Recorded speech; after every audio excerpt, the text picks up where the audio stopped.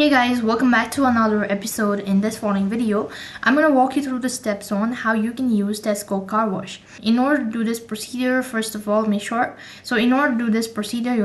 have to follow some of the steps. So make sure to watch this video till the end and follow the instruction as guided. Now, first thing first, you have to find or locate the Tesco store that offers a car washing service. Now, many large Tesco stores have car wash facilities in the parking lots as well. After you've found it or located it, you need to typically offer different level of car wash servicing, ranging from basic wash to more comprehensive package whatsoever.